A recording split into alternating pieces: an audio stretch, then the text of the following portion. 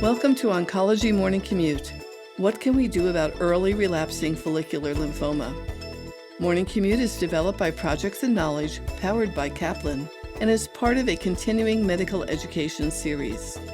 This independent CME-CE activity is supported by an educational grant from Bayer Healthcare Pharmaceuticals Incorporated and Novartis Pharmaceuticals Corporation. In this podcast series, our faculty will discuss follicular lymphoma, its management, first, second, and third-line treatments, including some of the newer therapies.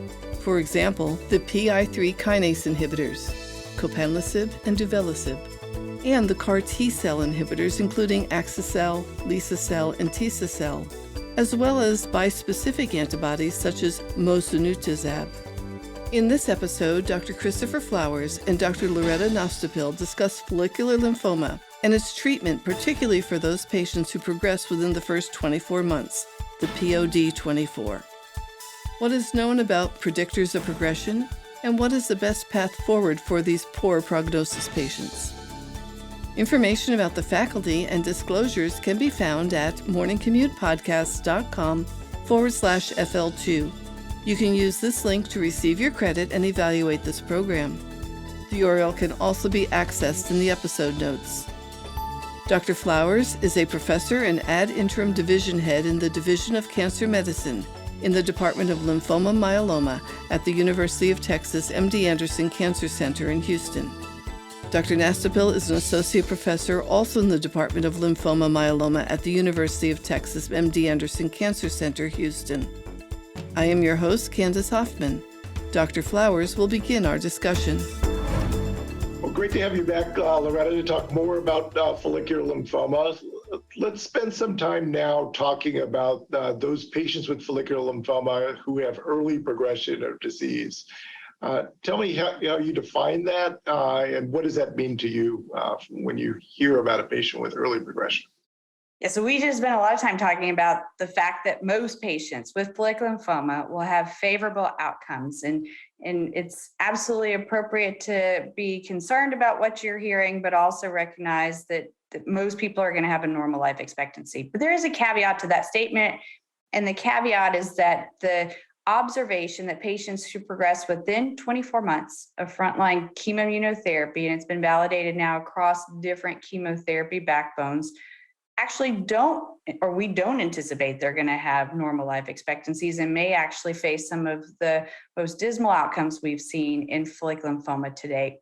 So an observational cohort led by Carla Casillo, and I think you, Dr. Flowers, were also intimately involved in this, looked at patients diagnosed between 04 and 07 and were treated with frontline rituximab and mostly CHOP-based chemotherapy.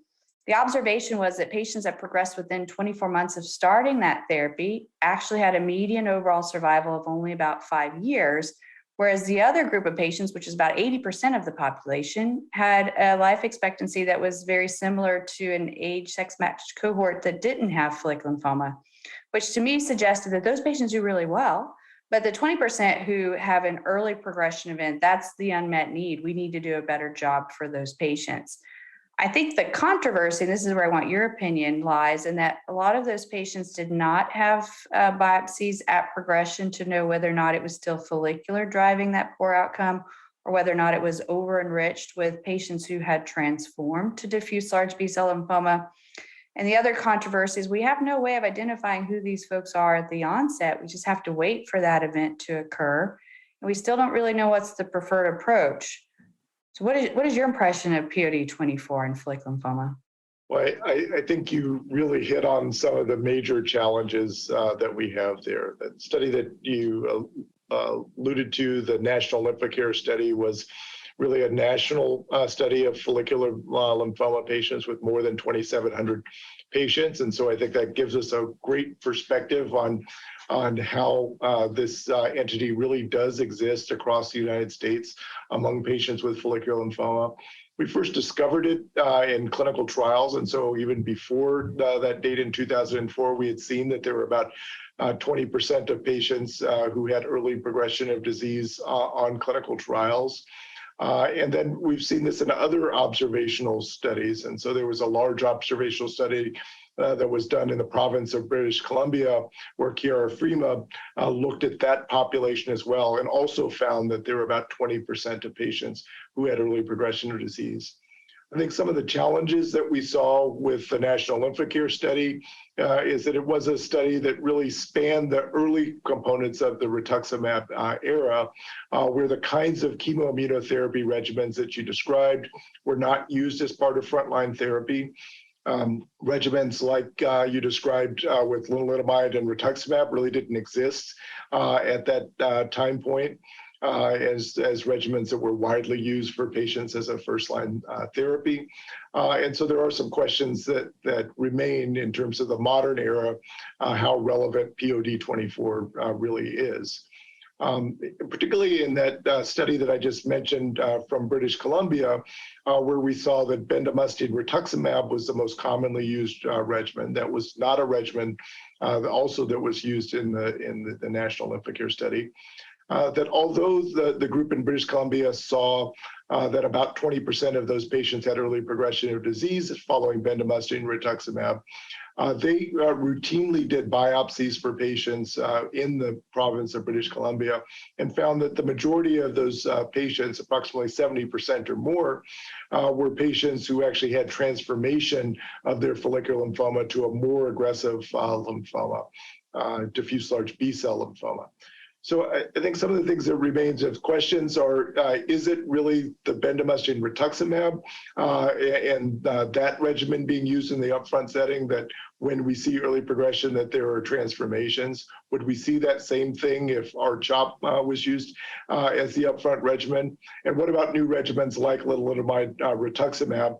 What does early progression of disease look like for that patient population? But by and large, we do know that this is a group that when we do see this as an entity, is a group that's not going to do nearly as well as the general population of patients with follicular lymphoma. So when you see a patient with early progression of disease, what does that make you think of? Does it depend upon the regimen that you see that they had as their first line of therapy? And then how do you think through what do you do next? I think maybe one thing that I used to think is, well, maybe this is just a predictor of poor response to chemotherapy. Generally, we define this across populations of patients who had had chemoimmunotherapy-based treatment. So is this a predictive biomarker that if I change the mechanism of action, I get to alter the natural history of the disease? I don't think I have data that supports that observation or hypothesis. I think in general, what it is a clinical indicator that these patients have bad disease because they're progressing quickly through effective therapies. What I would love if there was a predictive biomarker that we could explore among these patients in their biopsies or maybe even circulating tumor cells that then would inform the next step. I think we would make a giant leap forward, but we don't currently have that. What I try to do for these patients is enrich participation on clinical trials where they may have access to novel therapies that are different than the standard of care options available to them, with the expectation by just changing that variable, I might alter that sort of poor prognosis. But that to me is an unknown variable.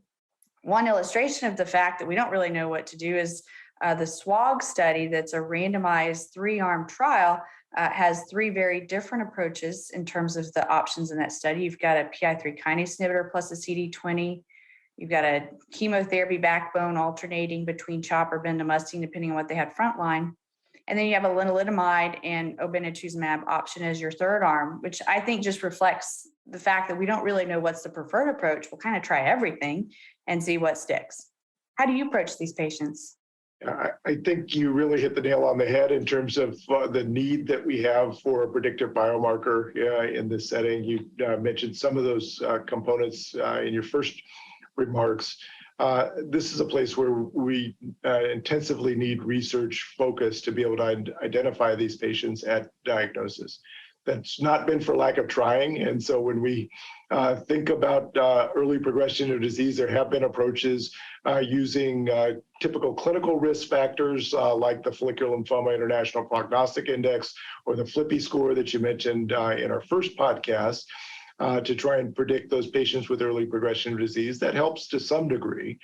There also have been other stratifying factors like biological factors like the M7 FLICB using the genomics of the follicular lymphoma, so looking at the tumor gene mutations. That also helps to some degree. We've also looked at the gene expression profiling of tumors, and that also helps to some degree, but none of them are really perfect biomarkers for predicting that patient population. I think that is really what would help us to know best what kinds of therapies among those ones that you mentioned. I think I think through the management of these patients, I think a clinical trial is absolutely the kind of therapy that we should think about for these patients. The SWOG trial that you mentioned, I was very involved with the group. Unfortunately, for whatever reasons, we've had very difficulties with enrolling patients on that clinical trial. But I commonly, outside of a clinical trial, think about the kinds of strategies that are looked at in that trial. And that would mean either using a chemoimmunotherapy-based approach that is different from the chemoimmunotherapy-based approach that was used in the front line, particularly when bendamustine rituximab is commonly used, and we have the concern for early progression being associated with transformation. It's important to do a biopsy to make sure that transformation hasn't occurred. When it has, R-CHOP is clearly a regimen that you would think about for the diffuse large B-cell lymphoma in that transformation. And even when there's no clear diagnosis of transformation, when that's something that's suspected, R-CHOP is a regimen that I also think about in that setting. And then I also think about some of the more aggressive approaches that we've seen for management of patients. Carla Casulo has had really two nice follow-up studies to the study that you mentioned from the National Lymphocare study. Another one that I was involved with was one where she looked across first-line clinical trials in patients with follicular lymphoma with thousands of patients, and also found that progression of disease early after chemoimmunotherapy was an important factor. But when we look at those patients who had first-line single-agent rituximab, early progression of disease was not as bad of a prognostic predictor. And the other thing that she showed in another study that was done with the Centers for International Bone Marrow Transplant Registries, or the CIBMTR, was that early autologous stem cell transplantation for patients who have early progression of disease is a factor that can lead to improved outcomes compared to that National Lymphocare study data that we both described. Now, that's not a randomized head-to-head trial, so it doesn't give us definitive evidence, but autologous transplant is something at least to discuss with patients in this setting. So when we think about other clinical trial options or other therapies outside of a trial, what sort of treatment options do you think about for those early progressing patients? Yeah, I generally follow the same logic that you just described. If there's any concern for transformation, I'm going to pursue an anthracycline-based chemoimmunotherapy option. If I'm not concerned about that, then I might pursue a lenalidomide in combination with rituximab option, just based off of the Augment study, in which there were some patients in that study who had a POD24 status that tended to do as well as all the others who weren't in that same designation. I think one of the challenges with all the prospective studies when we're trying to tease them apart and understand is there a preferred approach, the patients who make it onto trial and we retrospectively identify as being POD24 are different than those patients where we're enriching just a POD24 study. So that I think will be interesting to see how that, if we really address that when we see the results of those trials that are really aimed just at the POD24 population. I think CAR T is something that I have a lot of optimism around, currently approved in the third line or later setting. So I'm not going to do that in second line, though I will make a plug for a trial that's just launching, looking at axi-cel versus standard of care. And again, the standard of care options are the two things we've just highlighted, lenalidomide, rituximab, or rituximab in combination with chemotherapy as your standard of care arm versus CAR T as your experimental arm. So I'm eager to see how that study plays out, because I think we're all interested to see how CAR T may impact this poor risk finding. You mentioned the PI3 kinase inhibitor umbralisib as part that was part of the SWOG trial. Thinking more broadly to those patients who have had relapse of follicular lymphoma, What's the current status of PI3 kinase inhibitors in the management of follicular lymphoma? My opinion is that the PI3 kinase inhibitors clearly work. I think the challenge has been the toxicity profile. Maybe it's based off of how we've been dosing, meaning most of the studies that have been done previously that led to approval were daily inhibition of the PI3 kinase, either delta subunit or even copanlisib that inhibits more than one subunit.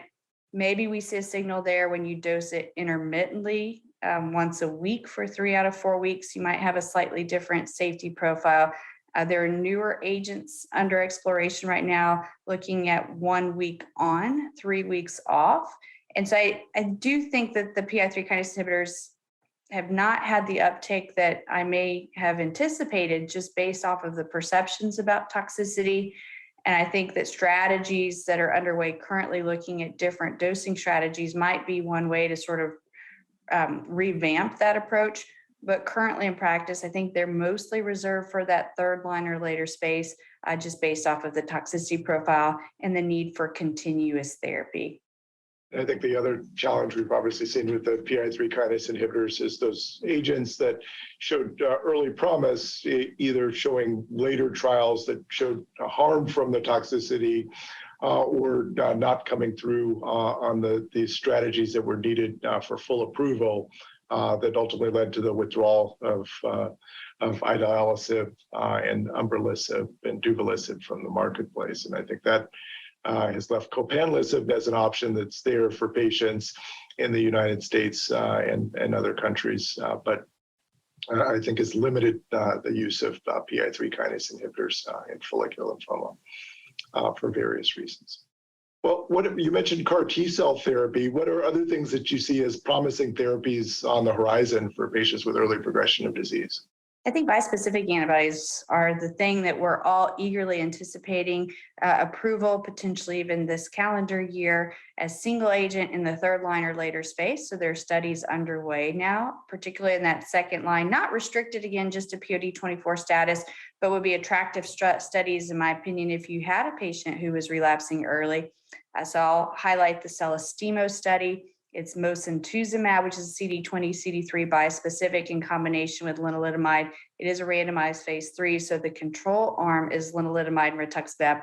But as I mentioned, I often will pursue that outside of a protocol for these patients, and so I'm optimistic about that study. We've seen other bispecifics, epcoritamab, which is a subcutaneous administration. It's been combined with lenalidomide and rituximab in follicular lymphoma, and the phase 1 or preliminary data looks to be quite promising.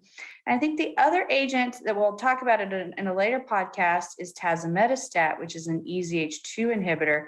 The single agent activity, again, maybe not quite as striking as some of these other therapies we've talked about, but I think it lends itself well to combination strategies because of the toxicity profile. And so can we further augment that microenvironment? So we have another trial underway right now, which is lenalidomide rituximab versus lenalidomide rituximab and tazemetostat. Again, another randomized phase 3 that would enroll patients in this POD24 situation. So all of these are sort of ideas or options for these patients. But again, getting access right now may require participation on a trial. And you mentioned these bispecific antibodies. I think I get it, but when you say bispecific antibody, what are the things that are the targets of it, and how do these agents work? Yeah, great question. So many of them are building off of the fact that rituximab or monoclonal CD20 antibodies really did change the treatment paradigm in this disease because it led to an improvement in overall survival. But those antibodies, essentially, you have targeting of CD20 on the surface of the immune system, and then you have the FC region that will engage NK cells, et cetera. So these bispecific antibodies essentially will have two heads. You target CD20, and oftentimes they have a similar backbone to things like rituximab, and then you have another head that's going to engage CD3 on T cells. Some of them have a silent FC region, some do not. And so there are differences in terms of the construct. There's also differences in terms of the half-life and how we administer these agents. But essentially what we're doing is we're trying to harness the patient's own native T cells in that microenvironment where we can activate them and enhance efficacy against the malignant B cells. Some of the interesting aspects is that across the board, cytokine release syndrome is one of the most common toxicities, which is sort of a proof of principle that we're activating these T cells that are then secreting cytokines. And so there are strategies, again, across the various constructs that are being employed to try and reduce the rates of grade 2 or higher cytokine release syndrome. So you'll have wider application and uptake with lower concern for toxicity. Talked in the first podcast about some of the limited toxicities we see oftentimes with some of the first line therapies for patients with follicular lymphoma, with agents like rituximab or combination chemotherapy-free regimens like lenalidomide and rituximab. How do you talk to patients about some of these experimental therapies like bispecific antibodies where there may be greater toxicity? I think it's a really important concept. Again, because we view these patients as having a prolonged natural history, many of these folks will live decades with follicular lymphoma. We have to consider what is the short-term toxicity, but also the late toxicity of many of these therapies. Depending on the mechanism of action, that's usually how I formulate that discussion. With all of the immune therapies, there's going to be some form of immune-mediated or flu-like symptoms. And again, depending on patients' age, fitness level, what they come into the treatment with in terms of prior cytopenias or prior toxicity with therapy, you do have to individualize that discussion. But generally with the bispecific, cytokine release syndrome is one of the most common toxicities, which usually manifests as fever, oftentimes chills. They may have low blood pressure, high heart rate. They may even have hypoxia requiring supplemental oxygen. And in rare but severe instances, they have to be hospitalized. They may even end up in the ICU requiring pressors because it leads to a sort of capillary leak syndrome where they can have, again, rare but significant toxicity. Fortunately, for the vast majority of patients, it's usually fever and chills. The onset happens after the first few doses. It can be self-limited. Generally with antipyretics, you can weather the storm.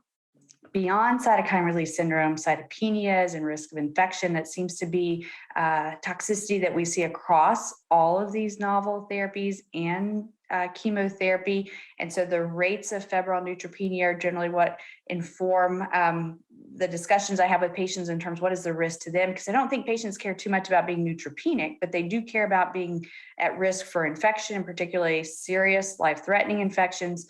I think they worry about fatigue and how that's going to impact their quality of life, meaning will they still be able to function? I think they worry a lot about the schedule in terms of what does it mean for their normal routine? How often do they need to be with us? How likely are they going to end up hospitalized for toxicity? So that's generally how I formulate those discussions. What does the schedule look like? When is toxicity most likely to occur? When is life-threatening toxicity a problem? And how do we manage or monitor for these toxicities? And again, it's going to vary across the agents with some common threads. How do you approach that discussion? Those are always very complicated discussions to go through. And I think you hit on the real highlights. And that's really to try and prepare patients and their families and caregivers for all the eventualities that may happen and prepare for the worst of those. But also have your team at the ready to be able to address those complications. And I find that when that preparation goes in, most patients and their families are able to navigate that process of a clinical trial with experimental therapies and with advanced therapies.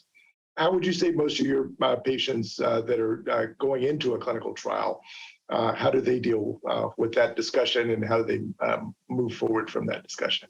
So we generally try to terrify them with the consent form and then back them off the ledge with what's more likely to happen versus what are all the possible things that could happen. I think in general, it's important to inform patients about their risk and to at least take into account our unconscious bias and what their perceptions of the toxicity may be. So I think it's really important to have lengthy discussions about what is all of the possible risks, what are the most likely things to happen, and more importantly, what would we do if some of those toxicities emerge? I think if you formulate it in that format, generally we can address what their biggest concerns are, what are our most likely concerns, and where do we compromise and how do we move forward? I think, again, most patients care most about how is this going to impact their quality of life, their daily routine, and what will be the burden on family members who are often relied upon to get them to and from appointments. And so if you put it into that context, I think generally it's better received. Well, that's really an outstanding approach. And I think that's exactly what patients and their caregivers need to be able to approach clinical trials in a very informed way. Particularly for those patients who have early progression of disease, this is a very serious health condition, and clinical trials are something that really should be part of that consideration. We're quite hopeful that many of the efforts that you have led and others have led in this space around clinical trials will start to make an impact for these patients who have early progression disease. And I think there are other efforts that are ongoing to be able to understand in the setting of early progression of disease, can we develop other predictors? So stay tuned. There is a worldwide effort that I know you and I were both part of to be able to identify clinical risk factors for early progression disease and in follicular lymphoma, and that hopefully should provide us with some data that will be publicly available towards the end of this year, and then eventually lead us toward an approach that we're able to have those kinds of biological risk factors that you asked for that can help us to predict when a patient is first diagnosed, who are those patients that are more likely to have this early progression of disease, so that we can head it off at the pass with early interventions. Well, this has been an exciting discussion around follicular lymphoma, and look forward to our next podcast and chance to interact and talk about the next steps in therapies for patients with follicular lymphoma. So thank you. Thanks. Remember, to receive your credit and evaluate this program, please visit morningcommutepodcast.com/FL2. Look for all of the episodes in this series and all of our other podcasts on your favorite podcast streaming services, or download our Morning Commute app. Thank you for joining us today.